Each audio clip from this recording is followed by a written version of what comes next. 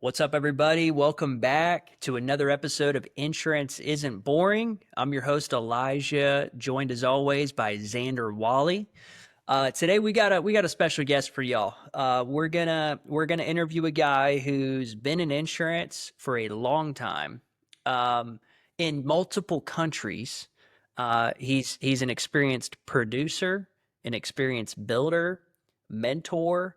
We want to hear his story and hopefully impart some wisdom to you guys that you can go apply to your business. So today we're going to be chatting with Max Vallery-Masson. Hopefully I'm pronouncing your name right, brother. I know that's Well, an abbreviated name. well, yeah, it's shorter because immigration wise, it didn't fit on my green card, so they had to make it short. But yeah, I had to learn how to say my name, but you got it right, buddy. That's perfect. How's your week going so far, man? Welcome to the show. Well, very good. I mean, I love the month of July. That's the time that things are start.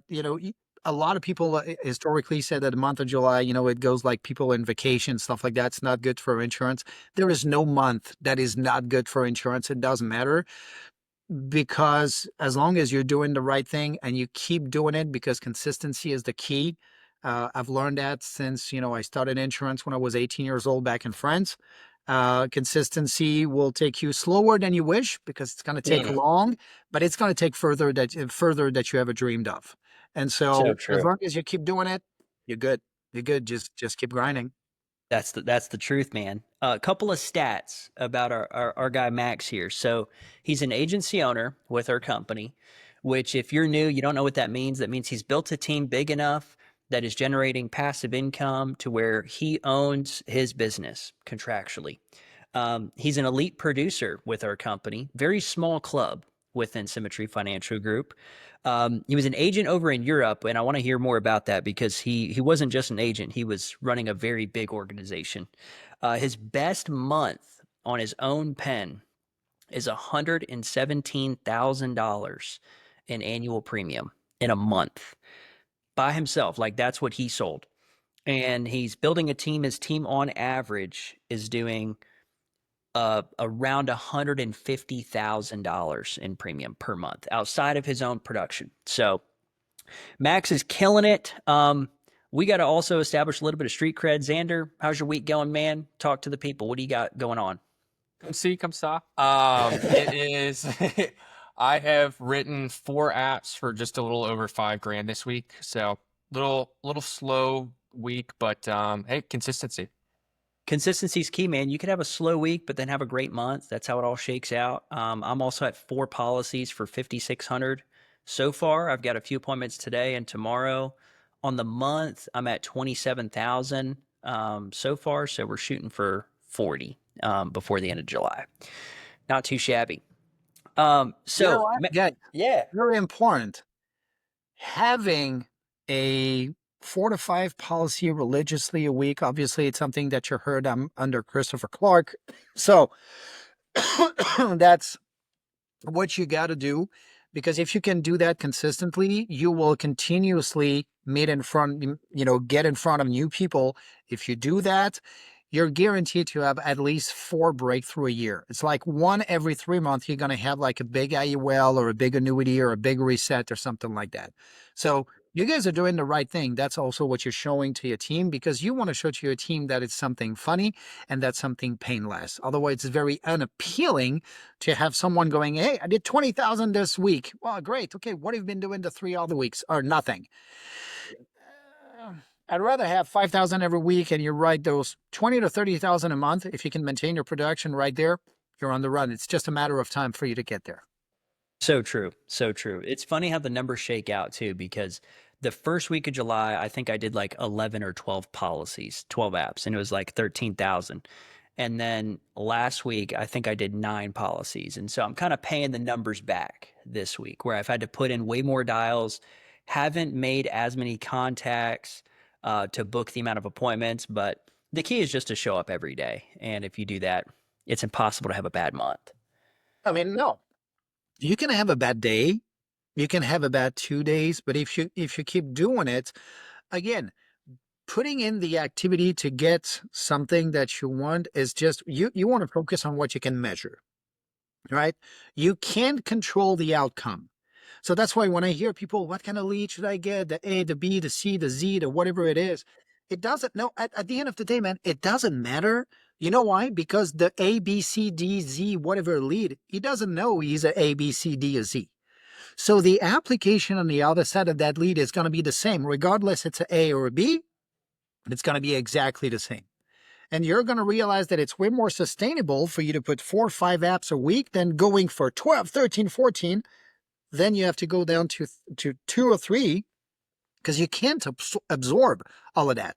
It's just too much, and you get overwhelmed, you get burned out, and then when you got to get out of here, it's going to be a little bit more complicated. So you want to protect yourself. You want to protect yourself. Well, I wanted to say, so I mean, before we were talking before this, and Max is in a different spot than a lot of people were coming in for a number of reasons. Number one, already having a large insurance agency in France, and then coming and doing the same thing in the United States, not knowing how to speak English. So I'm just curious what that phase looked like.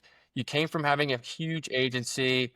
What made you want to, leave that? I'm assuming you can't still help people with insurance in France when you live in the States, and then starting over again.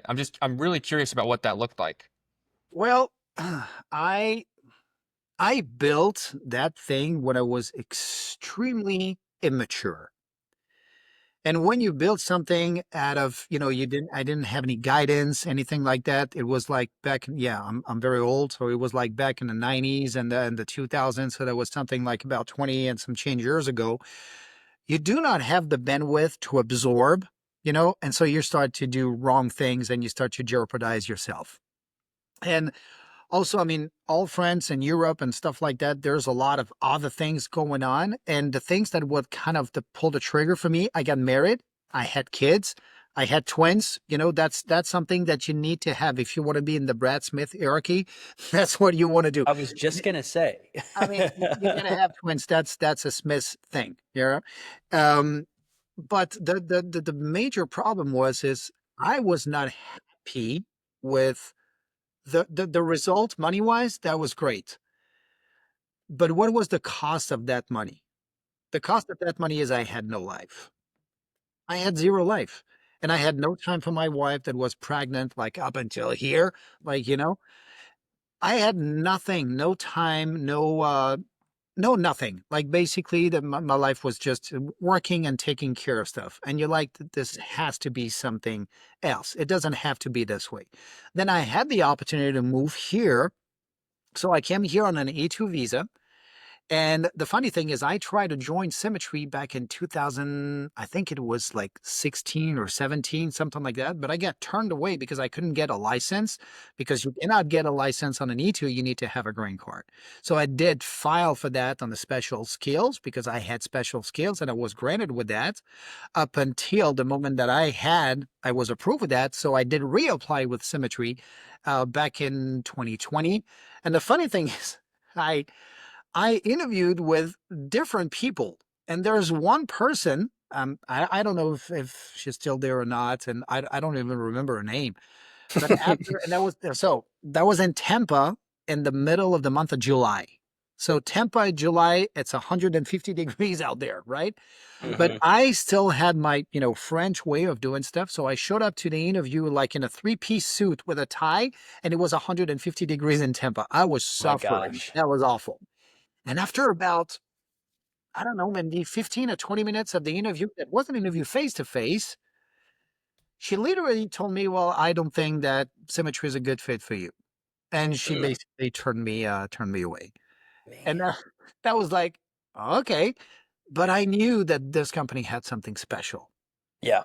I knew that this company had something special. So I was, kicked out of the door. So I tried to come back in through the window, and the window was within the Clark agency. Within Chris Clark. We had Chris Clark on a couple episodes ago, and it was one of our most reacted to, well received episode. He's just a wealth of wisdom. And dude, I think you lucked out. I really think you lucked out, Max, getting partnered with Chris Clark. And he has twin daughters as well. So it's That was meant to be.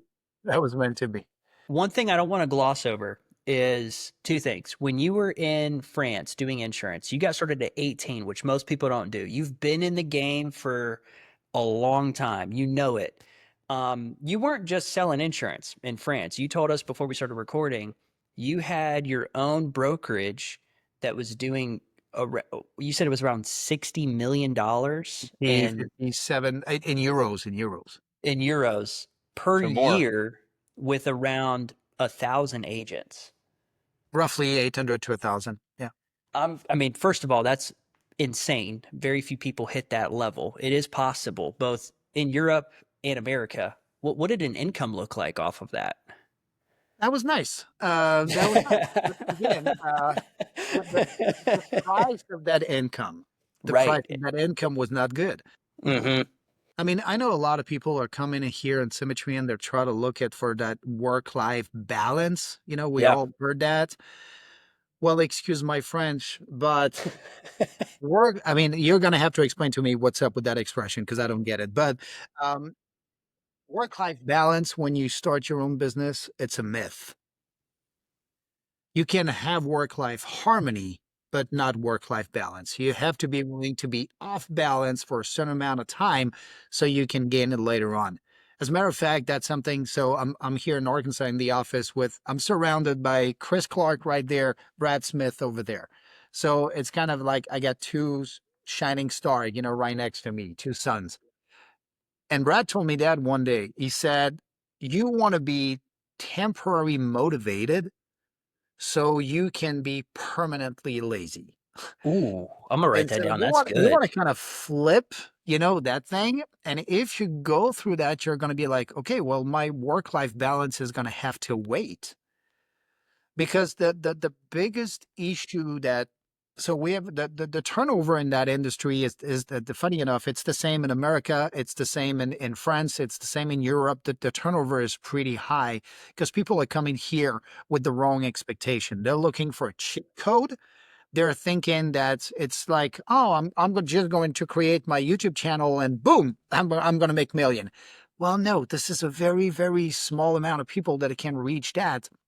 And so the most important thing that you absolutely need to focus on when you do this kind of thing, like setting up your own business, whether it's in insurance or whatever it is, you have to forgive the process.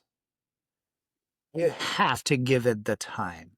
I had to take the time to learn how to speak English and not have that very strong accent. Because I did realize when I started with Symmetry that when I was dialing and I had people talking to me on the phone, when you talk to someone on the phone and when you talk to someone in real life, that the sound is different. You know what I mean? Yeah. Yep. And I was not good enough in English. So all I was hearing on the phone was like, I was hearing a frog. Like, honestly, it was a frog. I was, sure, it's got to work.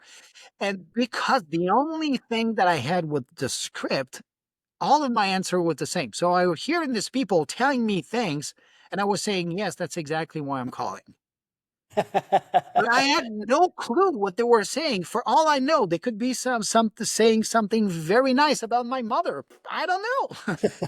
But that's all I had to do. And because it didn't matter, that's what helped me to push through. So actually, my handicap of not speaking good English was very helpful. At the end of the day, it was very helpful because I was not offended by whatever I can hear on the phone. And my goal was to control what I can control, which is I need to put 15 appointments on my schedule. That's it. Mhm. It doesn't matter. So I know it's bad. I don't track my dials, guys. I have no clue. Because some weeks I'm going to have to do 300. Boom, I got my 15 appointments. Great. Some weeks I'm going to have to do 1,000. Okay, it is what it is. It just Mm. doesn't matter because you got to be goal oriented. Yeah. Dude, I love that.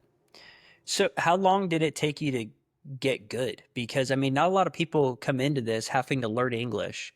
I mean, it became your strength, but it wasn't that way initially. How many months did it take you to really get proficient at this? In English, It just at insurance in America having to learn oh, English. I mean, honestly, I don't really have an answer because I didn't look at this. I was just so focused on doing it. Then it just like I didn't wake up one morning and say, "Oh, I'm good." No, it's not how it works. It's one thing at a time, and that's the same thing on the opposite when like people quit, and that's where I was going with the the turnover. People quit because they have the wrong expectation, and they think that they're just going to go to bed and wake up the next morning and be a top producer and a lead producer, and no, it's not. Because if anything that do not happen with the time will not respect it. And you can take any example of any company, of any agency, of anything that starts from zero and went like straight up. Most of the time it goes down right after because you have no fundamentals. And Mm. that's something that also that I got from, I had when I was running for AO, I had this conversation with Brad and I was like, well, I can technically put the production myself. I can do it alone. Yeah. And he killed me with his answer because he said, yeah, for how long? Mm. Because it means that at that point, you have like a skeleton agency. The agency is you, it's not an agency. Well, Yeah. like as long as your agents do not have agents, you do not have an agency, right? That's the truth. I mean, that's the reality. That's how you bring the stability. And what the number one reason why people are coming here and are not making it happen, it's because they're trying to get something in their life that they've never had, doing the things that they've always done. The only way for you to get something you've never had is by doing the things that you have never done. Hmm. Period. You can't create an alternative new reality by doing the same things as you have been doing. It just doesn't exist. And it happens just one concession at a time. It's one concession at a time. It's going from I got 50, we know we got to have 15 appointments, right? If one week you're at 14 and you're like, 14, that's okay, it's just one. Then what is going to prevent you from the week after that to go 13 is just one, 12 is just one, 11, 10, 9, 8. And then before you know it, you get 3 appointments and you're like, I'm not doing 10 to 5,000 a week. Of course not, because you're not Right. putting in the activity and you have gradually went down one concession at a time, just kind of, and that usually when I say that it comes out the wrong way, but whatever. It's kind of,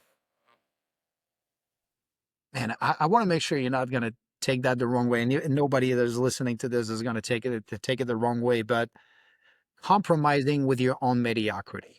Ooh, I like that. That's good. That's the worst that can happen to any business owner and an insurance agent. Compromise with your own mediocrity. You are the result of your action, not your circumstances. Otherwise, I would not be here. My Mm. circumstances, what were the odds of me being in Arkansas in an office with a Brad Smith and a Chris Clark coming from Paris, 4,000 miles away? What were the odds? None.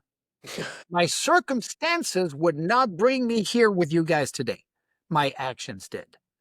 Right. And that's what people need to understand when they start their career with symmetry.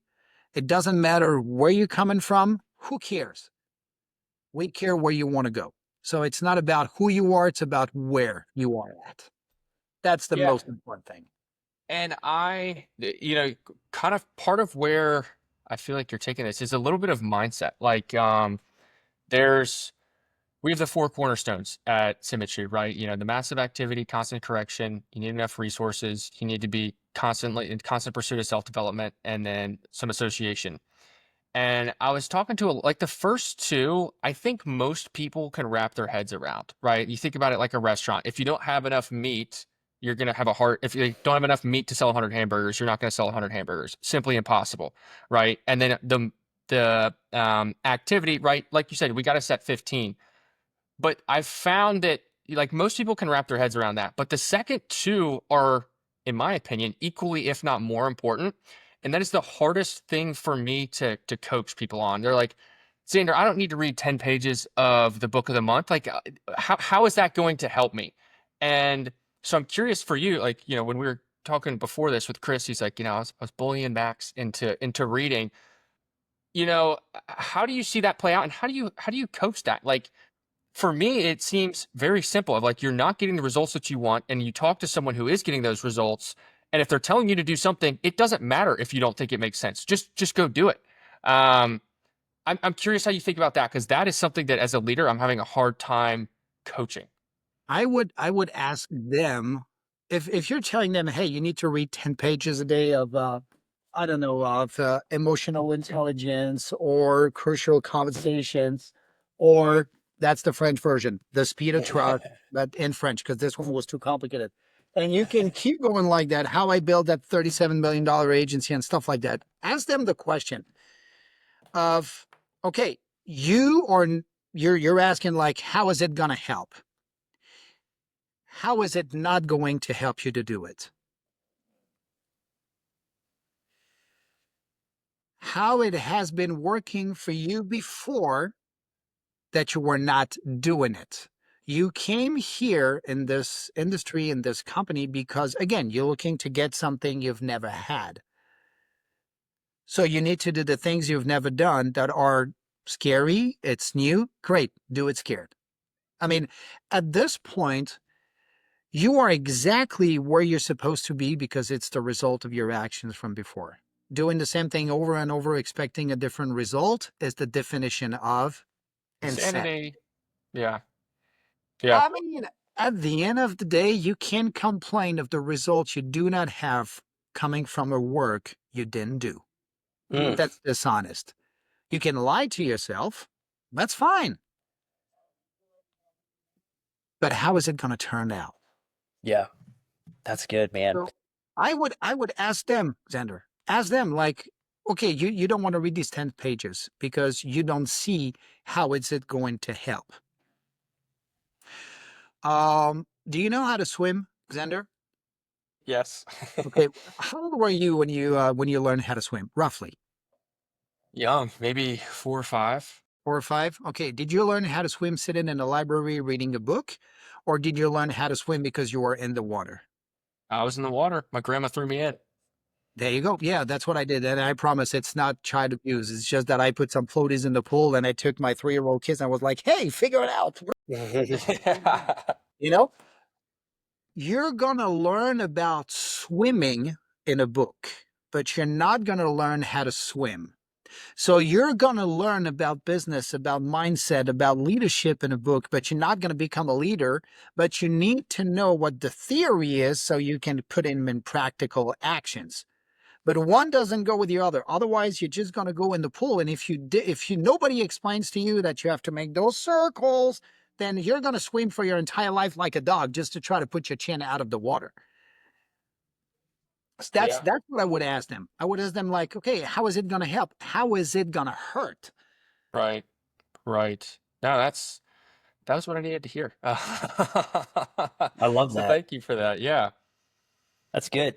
So Max, you're not just a stellar producer. I do want to talk a little bit about production, but I think it would be more valuable to dig into recruiting and how you're doing that. But not everybody has done $100,000 a month.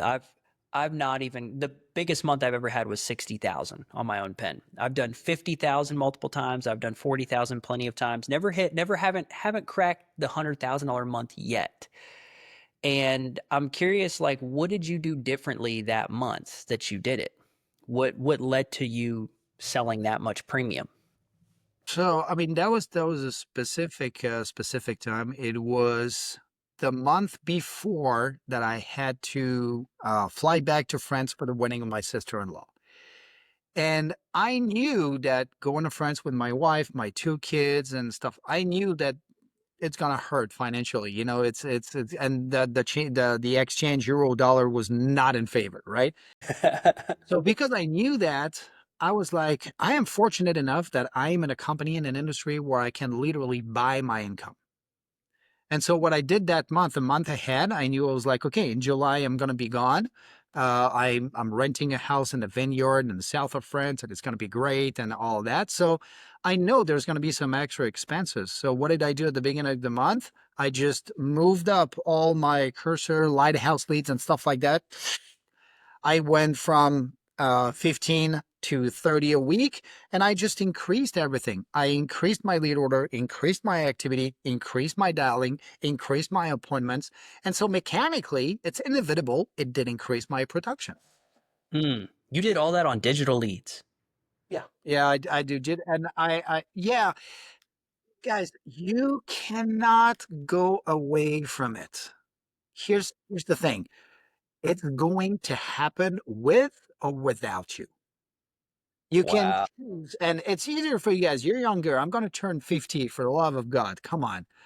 I'm going to turn 50. You guys are in your like low 30s, I would bet. Right? We're in our 20s, actually. Well, that's a low 30, so I'm not off. Right? But I mean, it's the mustache. It's just like kind of throwing me off. But the reality is this. Whether I like it or not, I started this and I was like driving around, meeting people face to face, having to sign those paperwork on a piece of paper with a carbon that you had to send to the insurance company, then drive back because you forgot one initial somewhere.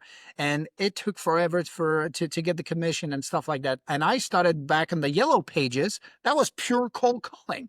That was Wow. pure cold calling. And yes, the rotary phone, I'm old enough for that. Yes, before you say it.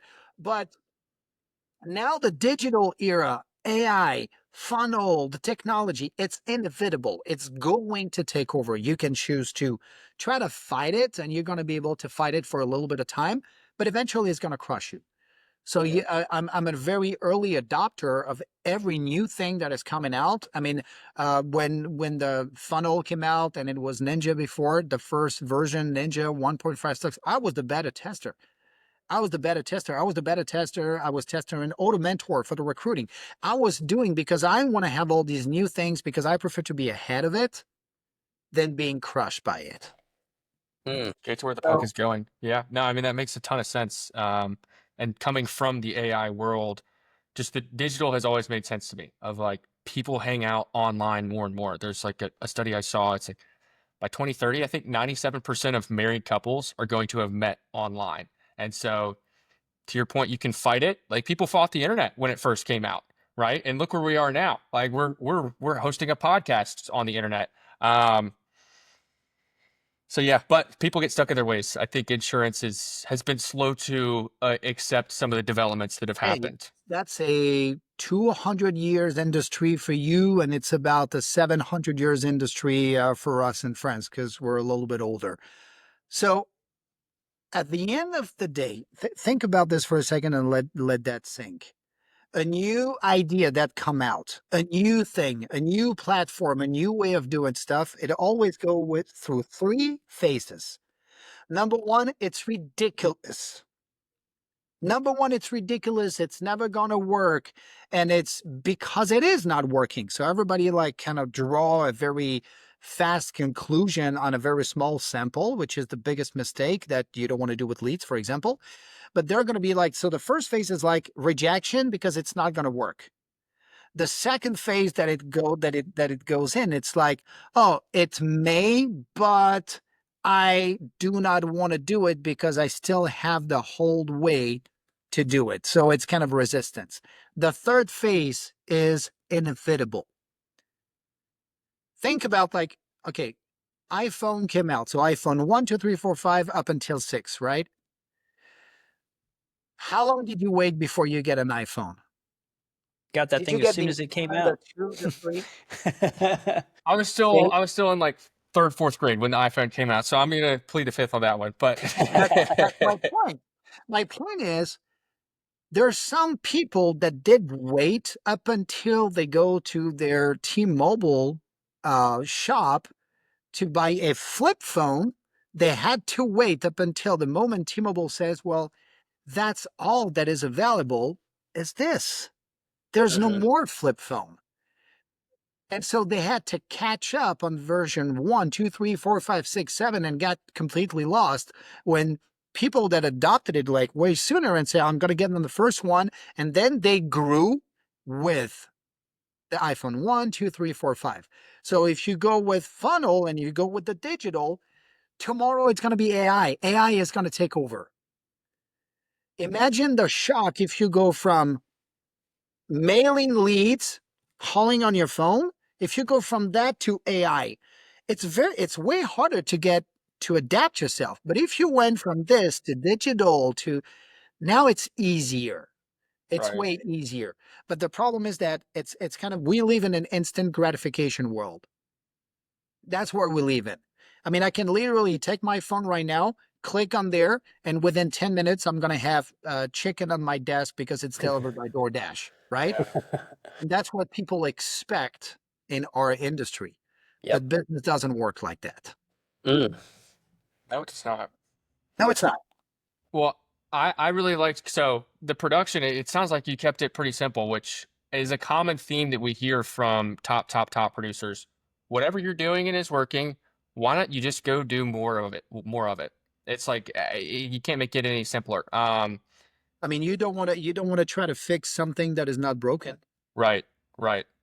Um, but you're a big time builder. You're a part of an agency that is one of the largest in symmetry, probably in the United States. And so we are really curious about everything that goes into that. So, starting from, the different platforms you're using, how many people are you talking to a week?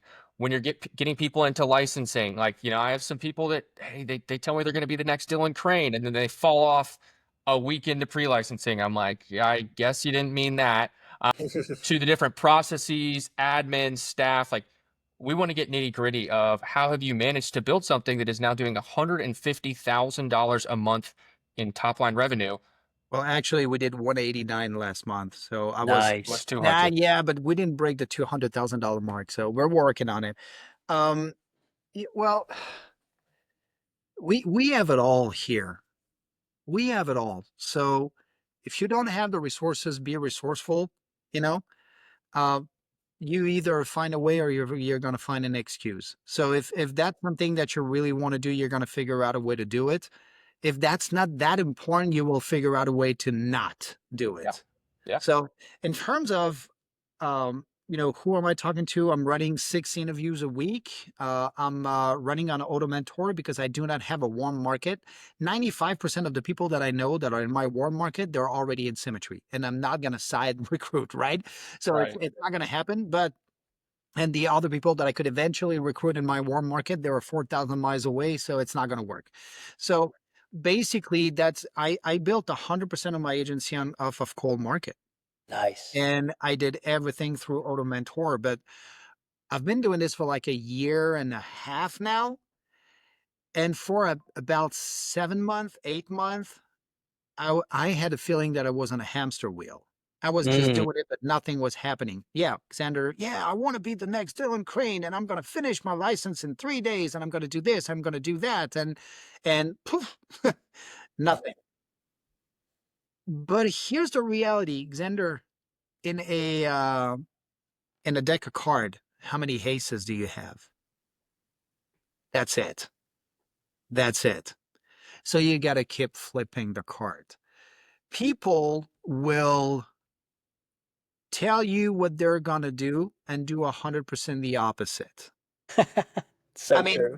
that's just what it is. They will tell you what makes them feel comfortable, but when it's time for the action, it's over. Yeah. And so the only people that are actually going to live up to their word, but that's what I say, in all my interview, I give the 3 characteristic of people that I'm looking for, because I'm not looking for people with skills. Skills you can learn. Characteristic you can't. It's just who you are. It's not right or wrong. It's just a fit or not a fit for what we do. And I just ask them, like, do you have, I mean, first of all, I want to be respectful of your time. So I hope you're going to be respectful of mine. If you do not have one of these 3 characteristics, you will fail here. You will be a failure. It's going to cost you money. And I'm kind of trying to scare them away. Yeah. And so I tell them I need someone that is able to talk to people, because if you can't talk to people, this industry is going to chew you up and speed you out with no regards for your feelings. If you talk too much to people and you kind of, yeah, and they run away from you at the grocery store, it's kind of a good news. It means that you're comfortable talking to people. But the characteristic number 2 is the most important one, because that's why most of the people fail. Can you get yourself to work? Can you work on your own? Working on your own, it doesn't mean that you're going to have to work by yourself. but it means that you have something on your calendar and you keep up with it. It means that you said you're going to do something and you're actually going to do it. And here's the reality, and I may shock you, but that's a statistic. That's a real one. If you ask that during an interview and you got 5, 10, 20 people, I had interviews up to 120 people in an interview. That was ridiculous. Ridiculous. But when you say that to people, and if I ask both of you guys, hey, can you work on your own? This is an interview. I know what you're going to tell me. You're going to give me a beautiful speech that you're self-started, self-motivator, self-learner, all that BS. Because you tell me what you think I want to hear. That's an interview. But statistically, 75% of the people out there have no clue what it looks like to work on their own. Because all they've ever known is having a boss. Yeah. It's someone that tells you when to show up, how to show up, when can you take time off and go to the bathroom. And so when people come here and they receive all that freedom, they don't know what to do with it. It's too much. It's like, oh, if I'm not on this call, if I'm not on this training and I crash on my couch and I grab my PS5 controller, nobody's going to fire me. That's great. And they're going to abuse it. No, that's true. Nobody is going to fire you. You're just going to fire yourself. And people do not have that in their mind because they're always been, this is how I see a W-2, right? So if anybody is listening to this and you have a W-2 position, don't be mad at me, but that's just the definition of a W-2. They're going to pay you just enough so you don't quit, and you're going to work just hard enough so you don't get fired. Where this is going to go, where do you think it's going to go? It's going to go to, you're going to find another job where maybe you're going to have an extra $1, $2, $3 an hour. That's the easy route. Easy as a cost. Easy has a cost. When you think about this, all right, you know what is the easiest job that you can find? Probably like, flipping burgers at Burger King. It's easy. I know for a fact, there's a light that come on when you have to flip it, right? It's easy, right? That's why it pays $12 an hour. What we do here at Symmetry, what we have is simple, but it's not easy. Simple and easy are two different things. And I think that's where people get confused. It's like, oh, that's very easy. I just have to get my leads. I call, I book appointment, and I take an application and I make million. Yeah. That's simple. It's not easy to do. You got to get there. What's the third thing? Oh, yeah. It took the words out of my mouth. And the third thing is you have to be an optimist. No, I'm not looking for badass salespeople. I'm looking for an optimist because what we do here, that's what I said. It's pretty much starting your own business and it's hard. It's great. You're free. It's profitable. Sky's the limit and you can shoot for the outer space and you can do all of that. But you're going to have bumps on the road. And so you have to keep your mind optimist. So anybody listening to this, that it's kind of like my sister-in-law, she's a chronic victim. I call that a chronic victim. Have you ever heard these people, that no matter what happens to them, the answer is always the same. They go like, it's not my fault. I think the little emoji that looks like this was created after my sister-in-law because that's the answer for everything. It's always because of the weather, because of the economy, because of this, because of that. So she's okay owning all the victories. When something good happened, it's like, oh, it's because I'm great, because I'm good, because I'm smart, because I'm pretty, because of whatever it is. But when something bad happened, it's always, oh, it's not my fault. But when you say it's not my fault, you know what you're doing? You're losing your ability to work on it and fix it because you put it out of your hands. You have to own your victories because it's comfortable. Own your failures. If you own your failures, you can turn it into a victory. If you put the failures on someone else, you're losing the control on it. So you have to be optimist and you have to own everything that happens to you. Don't try to offset that responsibility to someone else. That's easy, and easy never pays out. I was listening to a podcast from Cody Askins, who has the 8% company for insurance agents, and I can't remember who he was talking to, but he said the same thing as you, Max, where the the best attribute and characteristic an insurance agent can have is optimism. Because this job, while it is simple, it is not easy for a variety of reasons, and you're going to have all kinds of stuff that can derail your mindset and your momentum. And being able to remain positive helps you know how to respond to situations versus just react like, oh well, I can't take care of it. And Oh, you know how important it is what you just said? Any stimulus that is going to come to you, never react. Always respond. big difference between the two. Take a second. We have an expression in French. We say each time someone tells you something, you want to turn your tongue 7 times in your mouth before you can answer. Well, Mm, I know you're trying to do it, and like that's very hard to do, right? That's very hard to do. But if you do that, you're going to realize that it's going to take 15, 20 seconds. That extra time that you have to actually respond the right way, because in our business, nothing is an emergency. There's no emergency. It doesn't exist. Even if someone unfortunately passes away, guess what? If you handle it not at 5 p.m. on a Friday evening, because it's not going to happen, and you do it on Saturday or Monday, unfortunately, it'll still be dead. There's no right. emergency. It doesn't, Mm, it's very rare that you have an emergency. Very rare. Unless you're chasing a promotion and you need to have that business issued. there you That's the go. only way. So I wanna talk a little bit about building an agency with sustainability in mind, because you're gonna have turnover. When we talk about 8% nation, for example, 92% of people who get an insurance license are no longer doing insurance within a year. And so there's 8% of people who stick. And some of those people are optimists. Some of them just have they're partnered with the right agency, and stuff goes right. And it's a result of their activity. 90, I would say 100% of the time, it's a result of their activity that they're still around a year later. And that percentage even goes down in year two. But what makes an agent sticky, and how to build a sustainable agency, is making sure that your people have people. Because you could have 100 agents, but if you have 100 agents direct to you, that is not sustainable. There's no depth. And we have a phrase in the Cook agency where Chris Cook talks about you have width for profitability, and then you have depth for stability. Because if you have an agent and that agent has somebody, they're way less likely to quit because they're making passive income.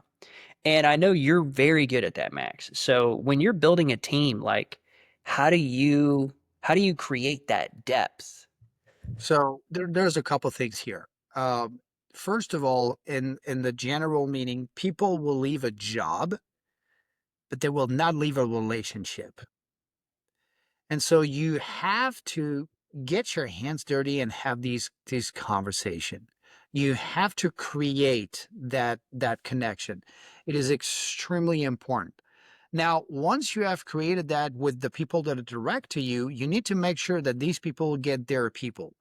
Now, we all know it takes some time, it takes resources, it takes money to recruit, it takes a lot. So what I'm trying to help with is I am helping with the recruiting of my people to work that depth that you were talking about.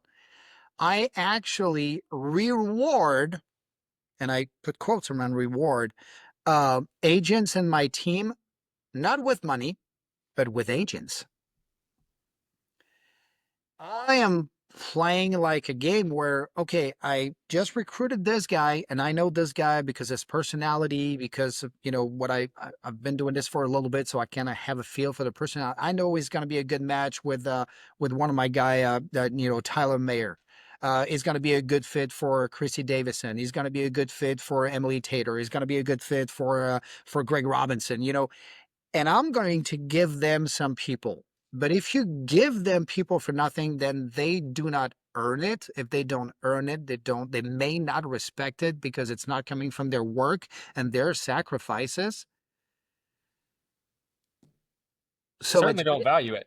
it's yeah, but it's so it's going to be backed up by you have to lead by example so I can give you people. And I'm not saying leading from the front because I don't like to put like a who is in front, who is behind, doesn't matter. Leading by example, and back to what I was saying at the beginning, Elijah, you want to have stability in that production. So my agents that are doing 5 apps or 5,000 a week religiously, each time they can get one more agent, which allow me to keep massively recruiting without having to put everybody direct to me because at some point it's not scalable. Like, I mean, I'm not an octopus, right? There's 12 hours in a day. That's enough. And so it allows me to keep recruiting on a high level and keep building these people. So their agency is building. We are building a relationship. They're building a relationship with your agents, and all these relationships kind of tie together, and everything comes out to an explosion when it's time for conference. Mm. When it's time for That's conference, because that's where you can get everybody all together. I mean, last conference Ignite, I had about over 100 people sign up for that conference. Come on. I know Xander has a question about this. well, we couldn't have like planned this better. Because and I'm stealing this from Elijah because we were talking before this, but every agency, at least that I have seen, has more agents than it has conference attendees. And so, how do you think about getting people? Because again, we've talked about from the outside in, we're a little bit crazy, right? We invest money to make money. Investing in training after you've done it, it makes a ton of sense. Like I'll never miss a conference again because it makes sense, right? But that first conference can be a bit of a battle, right? It's like, you mean I gotta pay to get into the event? I gotta pay to get my butt over there. I gotta pay to stay somewhere. I gotta pay to feed myself. And they're looking at it as a cost. And I use the word cost in that framing because I look at it as an investment now of I'm going to get so much out of this that I'll pay any price to be there. But how do you think about that? Let me ask you a question. What big company do you know that doesn't have a conference? None. There you go. So why do you think is that? Why do you think that companies are investing millions and millions of dollars, of euros, of whatever money you can, the yang or whatever it is? Why do they invest millions into developing their people, into putting a conference together? It's like just for a big party? No, it's not. It's because it builds relationship. And so, of course, I'm not going to have all of my agents coming to conference because some of them are going to have excuses. For some of them is valid. I got one of my guys, he said, I would love to go to conference, but I'm getting married and it's right in the middle of my honeymoon. So if I don't want to get married and divorced in the same week, I got to go. That's a valid excuse. That's valid. I get that. But 8% of the people, like Elijah was saying, are going to survive. And funny enough, 8% of these people are the people going to conference. The 92% of the people that are not going to make it are the people who do not go to conference. Right. And so when I have people saying like, maybe I will go to the next one. No, you won't, because you will not be here. You Yeah. won't be here. And so when you have multiple people saying that multiple times and all the calls and all the trainings and everybody that is saying conference is making a difference, if you do not find a way to go, it's because you really don't want this. And at that point, that's okay. But just know that you will not have my time anymore because I'm Right. not going to give my time. I'm not going to invest my time into someone that is not ready to invest the time in himself or herself. Mm. So there's a great book that is called Let Them. Yep. No Yep. Robbins. Yeah. Let them. Let them be. You can't save everybody. We're not going to save everybody, you know? And we don't want to save everybody. Otherwise, like the entire nation is going to be at symmetry and there's nobody to recruit, right? So, but the point is, conference is such a non-negotiable because we know the stats. We know the stats. Symmetry has 15 years of data regarding this. We know that if you have 10 bots in seats at conference, that's a $50,000 passive income a month. So basically, I would tell your people, guys, if you knew for a fact that when you get to conference, next to your seat, you have like a sport bag, and inside that bag, there's $50,000 cash. Are you going to find a way to get there? I mean, I would walk there if I had to. I ride a bicycle, I'll skate, whatever, skateboard. I mean, roller skating, whatever it is, I'll find a way. So it means that it's not that you don't want to go, it's that you're just scared. Mm. It's new. It's scary. And that's the first time ever that you're investing on yourself because you're coming from a W-2 where you were exchanging your time for a certain amount of money. For me, it's like prison. Mhm. That's the best place. If you want to have free food, free shelter, free electricity, go to prison. You're not wrong. What do you have to give up? What do you have to give up? Your freedom. Your freedom. Mm. That's what sets you free. So you don't want to go to conference? That's fine. You're just going to regret it. I prefer you to go and have remorse, like I shouldn't have went, because you want to leave with remorse. You can't leave with regret. Because in your mind, having something that says, what if?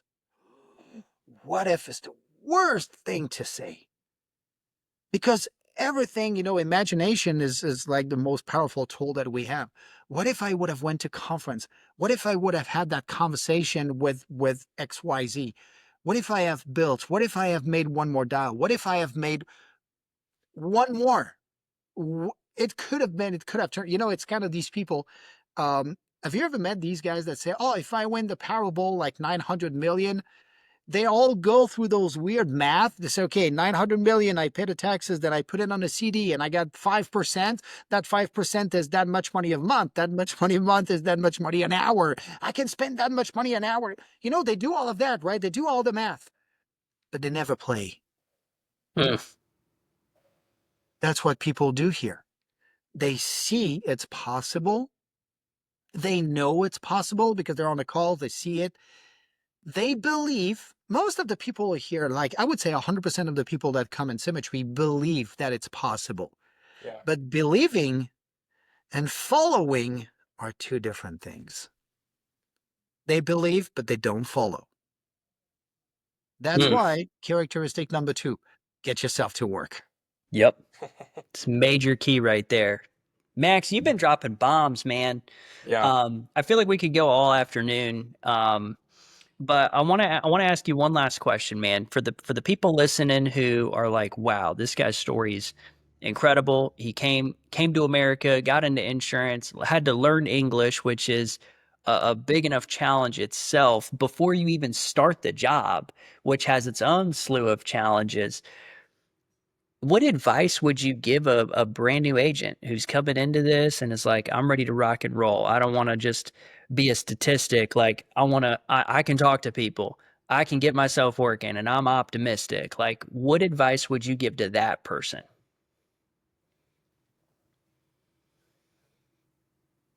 Let's try to reinvent the wheel and do not have an opinion on a system that you do not know.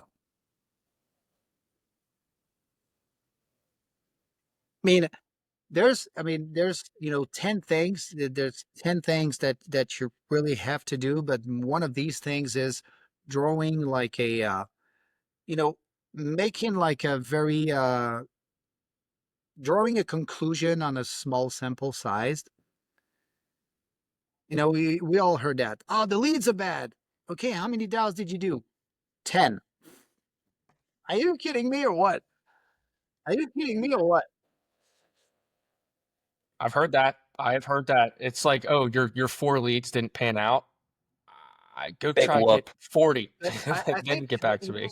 bring back like reality and logic to people. If you just need to get 4 leads and out of 4 leads you make $5,000, we all would be trillionaires at this point. It's true. It's true. How how is that working? It's coming from the fact that people do not have the reality of what setting up a business is. So to your question, Elijah, follow the system. Don't try to fix something that is not broken. Don't reinvent the wheel. Just go with the wheel. Don't worry about the brand of the bicycle. Just get on it and pedal. Mm. Put your head down, and I swear you're going to be okay. I swear you're going to be all right. If you do it for long enough, you're going to be all right. If I can do it with my BS accent, everybody can do it. Everybody can do it.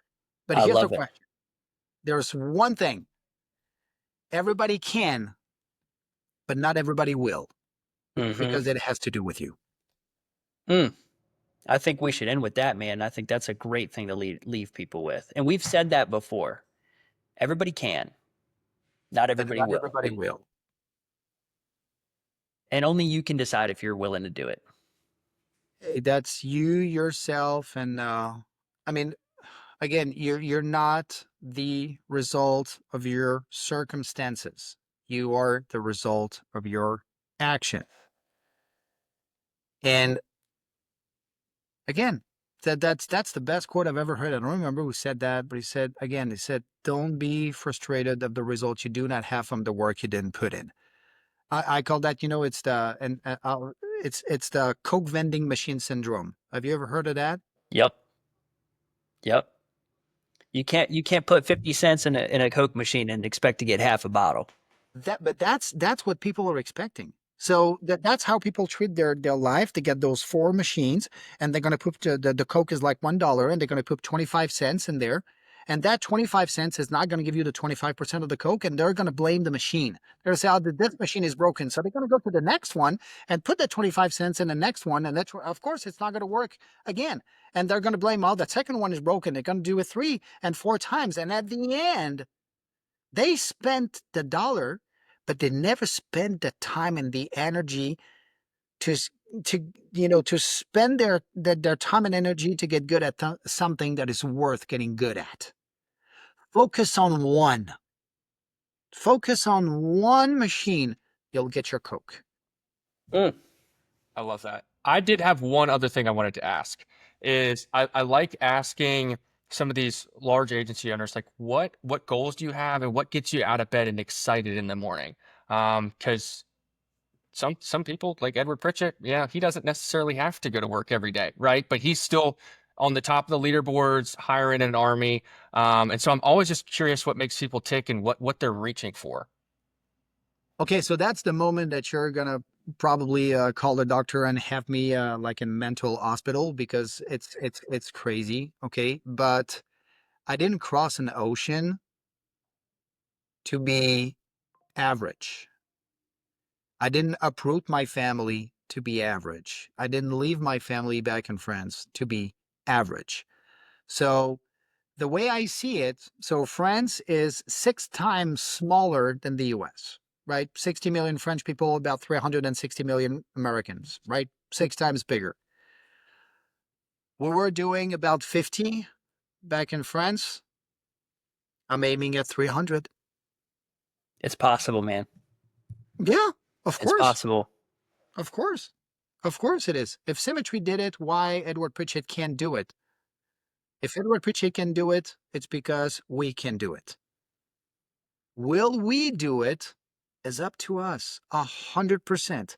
Do not get stuck in your circumstances. Focus on your actions. That's what will take you way, way, way, way further that you ever dreamed of. Mm. I Have love that. more of imagination, man. I love it. I love it. Well, Max, thank you so much, man, for your time and your wisdom. I think this is going to be one of those episodes. We say this all the time, but this is going to be one of those episodes that people go back and listen to 3 and 4 times over and over again. But with that, hope you guys have a wonderful week. Be the person who decides to do it. Be committed, be optimistic, go kick some ass. We'll see you guys next Friday. Peace. Yeah.